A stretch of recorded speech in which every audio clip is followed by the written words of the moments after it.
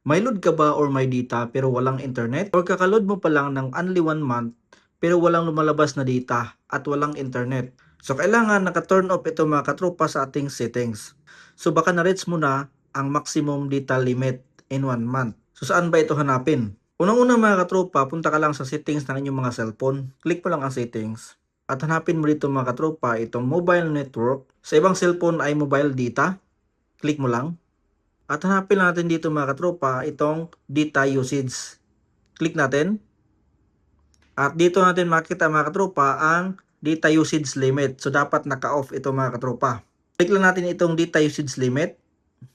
Dito sa taas mga katropa, itong daily usage limit, dapat naka-off ito. At dito naman sa monthly data usage limit, dapat naka-off ito mga katropa.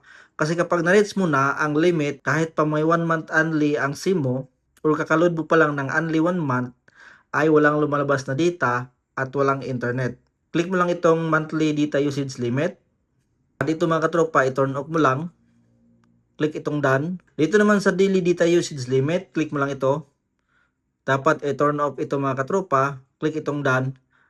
At subukan mo mag-internet mga katropa kung nawala ang inyong data or nawala ang internet or kahit pa may internet promo ang inyong mga SIM or may 1 month only data. So huwag kalimutan mga katropa mag-comment sa baba kung nakatulong sa inyo.